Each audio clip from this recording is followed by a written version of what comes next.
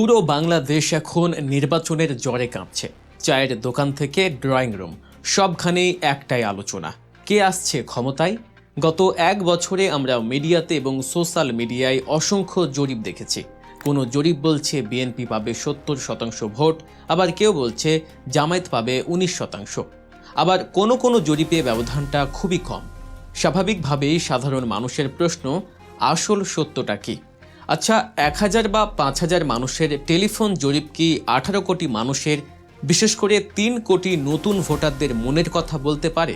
গবেষণায় একটা কথা আছে, ফলাফল কি এলো তার চেয়ে বেশি গুরুত্বপূর্ণ হলো জরিপটা কিভাবে করা হয়েছে। আজকের এই মেগা বিশ্লেষণে আমরা প্রচলিত সব জরিপকেই চ্যালেঞ্জ করব। আমরা আপনাদের সামনে তুলে ধরব জাতীয় নির্বাচনের পূর্বে সবচেয়ে বড়, স্বচ্ছ এবং বৈজ্ঞানিকভাবে তাৎপর্যপূর্ণ দুটি লাইভ জরিপের ফলাফল। কোনো কাগজে কলমে নয়, এই জরিপ হয়েছে ব্যালট বাক্সে। অংশ নিয়েছেন দেশের 5টি সেরা বিশ্ববিদ্যালয়ের 87,000 মেধাবী শিক্ষার্থী। যে তরুণরা 2024-এর জুলাইতে রক্ত দিয়ে স্বৈরাচার হটিয়েছে, 2026-এর নির্বাচনে তারা কাকে বেছে নিতে যাচ্ছে, বিএনপি নাকি জামায়াত? ইতিহাস বলছে 1990 সালে ছাত্ররা যা চেয়েছিল, 1991-এর নির্বাচনে দেশ সেটাই দেখেছিল। 2026-এ কি একই ইতিহাসের পুনরাবৃত্তি হতে যাচ্ছে? চেয়ার শক্ত করে বসুন, আগামী 15 মিনিট আপনার রাজনৈতিক চিন্তাধারা বদলে দিতে পারে। প্রথমে আসুন দেখি গত এক বছরে প্রকাশিত প্রধান 4টি জরিপ আমাদের কি বার্তা দিচ্ছে। মোটা দাগে ফলাফলগুলো নিয়ে একটু নাড়াচাড়া করা যাক। ইউএসডিএ জরিপ, সবচেয়ে বেশি আলোচিত এই জরিপ। এখানে অংশ নিয়েছিলেন 20,495 জন। তাদের ফলাফলে দেখা যায় বিএনপি 70%, জামায়াত 19% এবং এনসিপি 2.6%। আপাত দৃষ্টিতে মনে হতে পারে বিএনপি ল্যান্ডস্লাইড ভিক্টরি পাচ্ছে, কিন্তু প্রশ্ন হলো এই 20,000 মানুষ কারা? তারা কি সারা দেশের প্রতিনিধিত্ব করে? এরপর দেখুন প্রথম আলোর জরিপ। তাদের স্যাম্পল সাইজ ছিল মাত্র 1342 জন। ভাবা যায় 18 কোটি মানুষের দেশে মাত্র 1300 মানুষের মতামতে সরকার গঠন করে ফেলা হচ্ছে। সেখানে ফলাফল ছিল বিএনপি 66%, জামায়াত 26%। এরপর RIR এর জরিপ, স্যাম্পল সাইজ 4985 জন। এখানে কিন্তু ব্যবধান কমে এসেছে, বিএনপি 33%, জামায়াত 29%। লক্ষ্য করুন, এখানে বিএনপি ও জামায়াতের পার্থক্য মাত্র 4%। অন্যদিকে ইনোভেশন কনসাল্টিং জরিপে বিএনপি 41%, জামায়াত 30%। এই জরিপগুলোর দিকে তাকালে আপনি বিভ্রান্ত হতে বাধ্য। কেউ বলছে বিএনপি 70%, আবার কেউ বলছে 33%। এই বিশাল ভেরিয়েশন বা পার্থক্য প্রমাণ করে এদের মেথডোলজি বা পদ্ধতিতে বড়সড় ত্রুটি আছে। বেশিরভাগ জরিপ শহর কেন্দ্রিক বা নির্দিষ্ট বয়সের মানুষের মধ্যে সীমাবদ্ধ। এখানে সার্বজনীন গ্রহণযোগ্যতা নিয়ে সিরিয়াস প্রশ্ন তোলার সুযোগ আছে। তথাপি এই জরিপগুলো একটা ট্রেন্ড বা প্রবণতা দেখায়, কিন্তু কোনো সুনির্দিষ্ট রায় দিতে পারে না। রায় বুঝতে হলে আমাদের যেতে হবে আসল ফিল্ডে, যাকে আমরা বলছি নির্বাচনের আগে সবচেয়ে বড়, স্বচ্ছ এবং বৈজ্ঞানিকভাবে গ্রহণযোগ্য জরিপ। এটি চলেছে গত সেপ্টেম্বর থেকে 6 জানুয়ারি পর্যন্ত। অংশগ্রহণকারী প্রায় 87,000 ভোটার। এরা কারা? এরা বাংলাদেশের 5টি পাবলিক বিশ্ববিদ্যালয়ের ছাত্রছাত্রী। পরিসংখ্যানটা একটু ব্রেকডাউন করি। ডাকসু, রাকসু, চাকসু, জোকসু এবং জ্যাকসু মিলিয়ে প্রায় 87,000 শিক্ষার্থী এখানে অংশ নিয়েছে। কেন এটি সেরা জরিপ? প্রথমত, স্যাম্পল সাইজ। 87,000 মানুষ এখানে অংশগ্রহণ করেছে, যা যে কোনো প্রচলিত জরিপের চেয়ে বহুগুণ বড়। দ্বিতীয়ত, এই 87,000 শিক্ষার্থী আকাশ থেকে পড়েনি। এরা টেকনাফ থেকে তেতুলিয়া, দেশের প্রতিটি জেলা এবং প্রতিটি গ্রাম, প্রতিটি উপজেলার প্রতিনিধিত্ব করে। এরা ছুটিতে বাড়ি যায়, সমাজের সাথে মেশে। তৃতীয়ত, ডেমোগ্রাফি। এদের লিঙ্গ অনুপাত 55/45, নারী পুরুষ, এবং বয়স 18 থেকে 28, অর্থাৎ এরা ট্রিপিক্যালি জেনজি। চতুর্থত, সচেতনতা। এরা প্রত্যেকেই শিক্ষিত এবং রাজনৈতিকভাবে অতি সচেতন। এরা হুজুগে কাউকে ভোট দেয় না। ফলাফল কি? এই 5টি নির্বাচনের ফলাফল আমাদের চোখ কপালে তুলে দিয়েছে। প্রতিটি ক্যাম্পাসে, প্রতিটি নির্বাচনে বাংলাদেশ ইসলামী ছাত্র শিবির বা তাদের সমমনা প্যানেল একচেটিয়া ভূমিধ্বস বিজয় অর্জন করেছে। প্রচলিত জরিপ যেখানে বিএনপিকে 70% দেখাচ্ছিল, সেখানে দেশের 87,000 সচেতন তরুণ ব্যালট পেপারে জামায়াত সমর্থিত প্যানেলকে বেছে নিয়েছে। এটি কোনো অনুমান নয়, এটি হার্ড ফ্যাক্ট। এই ফলাফল কেন জাতীয় নির্বাচনের জন্য গুরুত্বপূর্ণ? কারণ আসন্ন নির্বাচনে মোট ভোটারের প্রায় 1/4 বা 25% হলেন 18 থেকে 29 বছর বয়সী তরুণ, সংখ্যায় যা প্রায় 3 কোটি। এর সাথে যুক্ত করুন আরও 1 কোটি মানুষকে, যারা গত 15 বছরের স্বৈরাচারী জামানায় ভোট দেওয়ার সুযোগ পাননি, অর্থাৎ প্রায় 4 কোটি ভোটার এবার গেম চেঞ্জার। এখন প্রশ্ন হলো, এই তরুণরাই 2024 জুলাইতে ঐতিহাসিক এবং রক্তাক্ত গণ অভ্যুত্থানে নেতৃত্ব দিয়েছিল। এরা কেন বিএনপি বা সেকুলার দলগুলোকে বাদ দিয়ে ইসলামী ছাত্র শিবিরের প্যানেলকে বেছে নিল? এর পেছনে প্রধান কারণ রয়েছে 3টি। 1. কর্তৃত্ববাদী মনোভাব। এই প্রজন্ম স্বৈরাচার ঘৃণা করে। তারা বিএনপির অতীত আমলের মাস্তানি বা দখলদারিত্ব ভোলেনি এবং বর্তমানে যা চলছে সেগুলোও তারা ভুলছে না। তারা দেখছে ক্ষমতার পরিবর্তন হয়েছে, কিন্তু দখলদারিত্বের চরিত্রের পরিবর্তন হয়নি। 2. সাংগঠনিক শৃঙ্খলা। 5 আগস্টের পর শিবিরের কর্মীরা যে শৃঙ্খলা দেখিয়েছে, ট্রাফিক কন্ট্রোল করেছে, মন্দির পাহারা দিয়েছে, তা তরুণদের মুগ্ধ করেছে। তারা বিশৃঙ্খলা চায় না, তারা চায় সুশৃঙ্খল নেতৃত্ব। 3. নৈতিক রাজনীতির আকাঙ্ক্ষা। জেনজি প্রজন্ম দুর্নীতি মুক্ত এবং ওয়েলফেয়ার বা কল্যাণমূলক রাজনীতি চায়। তারা দেখেছে প্রচলিত দলগুলোর চেয়ে ইসলামী ধারার রাজনীতি অনেক বেশি স্বচ্ছ। এই 3 কোটি তরুণ যখন বাড়িতে যাবে, যখন পাড়া মহল্লায় কথা বলবে, তখন তাদের এই মনোভাব কেবল তাদের পরিবারের উপর নয়, পুরো জনপদের উপর প্রভাব ফেলবে। একজন বিশ্ববিদ্যালয় পড়ুয়া ছাত্র গ্রামের ওপিনিয়ন লিডার, সে যখন বাবাকে বলবে, বাবা আমরা ক্যাম্পাসে এদের দেখেছি, এরা ভালো, তখন সেই বাবাও ধানের শীষ রেখে দাঁড়িপাল্লায় বা হাত পাখায় ভোট দেবেন। এটা বোঝার জন্য রকেট সায়েন্টিস্ট হওয়ার প্রয়োজন নেই।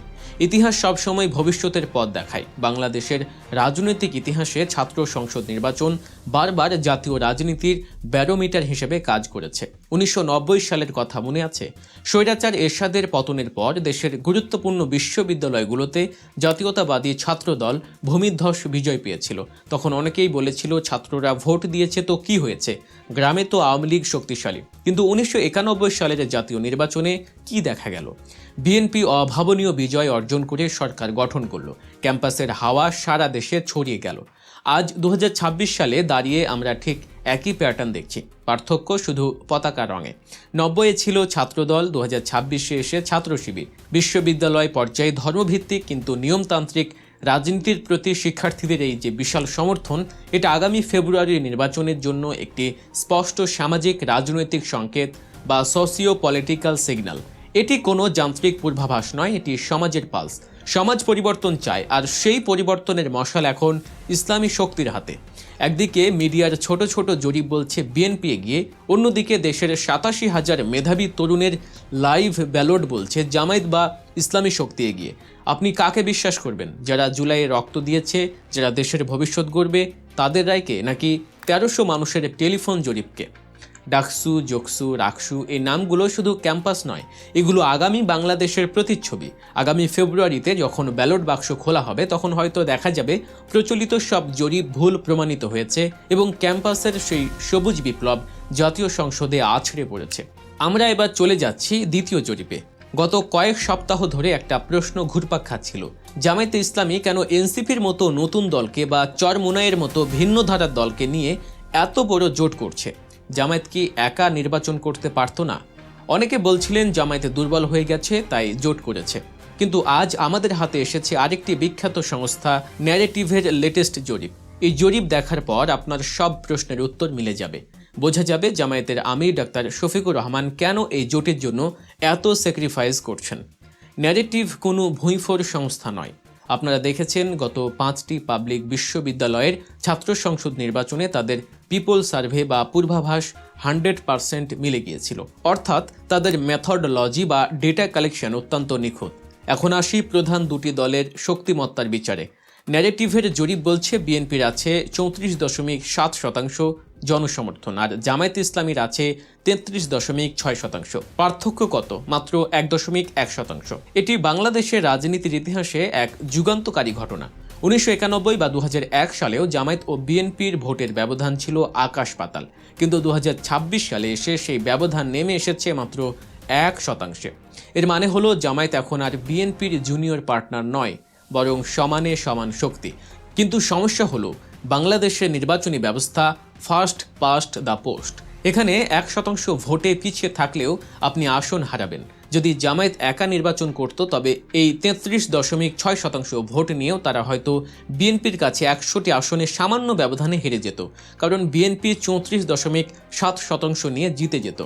ঠিক এই জায়গাটিতেই জামায়াতের নেতৃত্বের দূরদর্শিতার কাজ করেছে। তারা ইমোশন দিয়ে না ভেবে ডেটা দিয়ে ভেবেছে। তারা বুঝতে পেরেছে এই 1.1% গ্যাপ পূরণ করতে এবং বিএনপিকে ওভারটেক করতে তাদের অ্যালাইজ বা মিত্র দরকার। এখন আসুন জোটের শরিকদের বা ছোট দলগুলোর ভোটের অঙ্কে। ন্যারেটিভের জরিপ বলছে জাতীয় নাগরিক পার্টি বা এনসিপির ভোট এখন 7%, ইসলামী আন্দোলন বাংলাদেশ বা চরমোনাইয়ের ভোট 3%, অন্যান্য মানে LDP, AB party, Khelafat Majlis এদের ভোট সব মিলিয়ে 2%। অনেকে এনসিপির 7%কে ছোট মনে করতে পারেন, কিন্তু মনে রাখবেন হাড্ডাহাড্ডি লড়াইয়ে 1% ভোটও সরকার পরিবর্তন করে দিতে পারে, যেখানে 7% বিশাল ব্যাপার। এনসিপির এই 7% ভোট মূলত কারা? এরা হলো জেনজি, ফার্স্ট টাইম ভোটার এবং অ্যান্টি এস্টাবলিশমেন্ট তরুণ।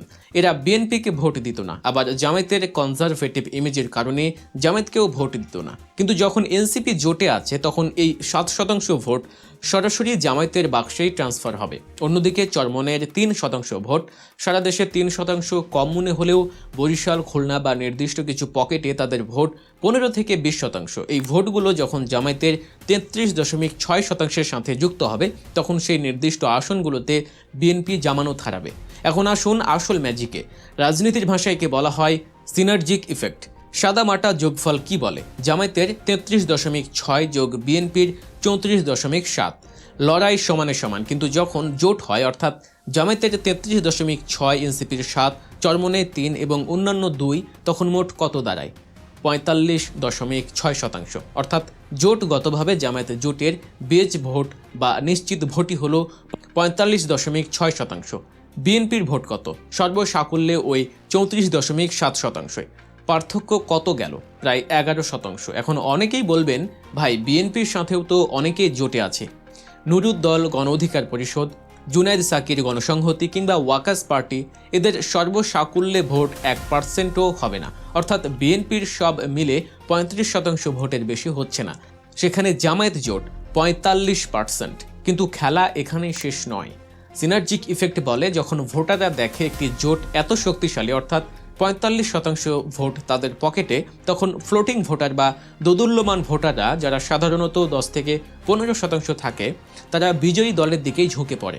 একেই বলা হয় ব্র্যান্ড ওয়াগন ইফেক্ট। এই ফ্লোটিং ভোটারদের অন্তত 5% যদি জোটের দিকে আসে তবে মোট ভোট দাঁড়ায় 45.6% যোগ 5% সমান 50.6%। এটি হচ্ছে জামায়াত নেতৃত্বাধীন জোটের ভোট। অন্যদিকে বিএনপি যদি ফ্লোটিং ভোটার কিছু পায়ও, তাদের 40% ক্রস করাটা কঠিন হবে, কারণ তাদের কোনো শক্তিশালী মিত্র নেই। ন্যারেটিভের জরিপ অনুযায়ী জোটবদ্ধ হওয়ার কারণে জামায়াতের জোট এখন বিএনপির চেয়ে প্রায় 15% ভোটে এগিয়ে, অর্থাৎ 50 বনাম 35। সংসদীয় গণতন্ত্রে 15% ভোটের ব্যবধান মানে কি জানেন? এর মানে হলো ল্যান্ডস্লাইড ভিক্টোরি বা ভূমিধ্বস জয়। যদি 300 আসনের মধ্যে নির্বাচন হয় এবং একটি পক্ষ 15% ব্যবধানে এগিয়ে থাকে, তবে প্রতিপক্ষ দল হয়তো 50 থেকে 60টির বেশি আসন পাবে না। জামায়াত এই অঙ্কটি কষেই এনসিপির আবদার মেনে নিয়েছে, চরমোনাইকে ছাড় দিচ্ছে। তারা জানে এনসিপিকে 10-20টি সিট দিলেও দিন শেষে সরকার গঠন করবে জামায়াত জোটই।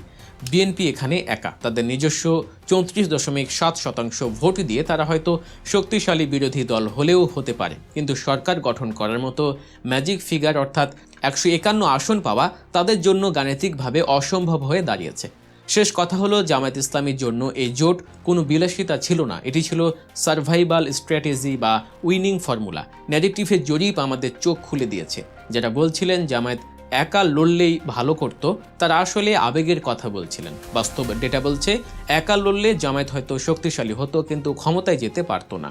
বিএনপি জিতে যেত, কিন্তু এনসিপি ও চরমোনাইকে সাথে নিয়ে জামায়াত এখন অপ্রতিরোধ্য।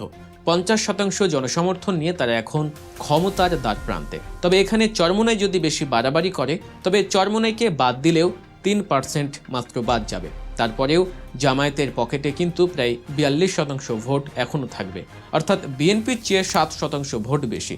আগামী নির্বাচনের ব্যালট পেপারে এই 15% ব্যবধানের প্রতিফলন দেখা যাবে। তখন বোঝা যাবে ডাক্তার শফিকুর রহমানের এই মাস্টার স্ট্রোক কতটা সময় উপযোগী ছিল। বন্ধুরা, আপনারা কি ন্যারেটিভের এই জরিপের সাথে একমত? আপনাদের এলাকার চিত্র কি বলে জানান মন্তব্যের ঘরে। আর গল্প নিউজে নতুন হলে অবশ্যই সাবস্ক্রাইব করে বেল আইকনটি বাজিয়ে রাখুন। আল্লাহ হাফেজ।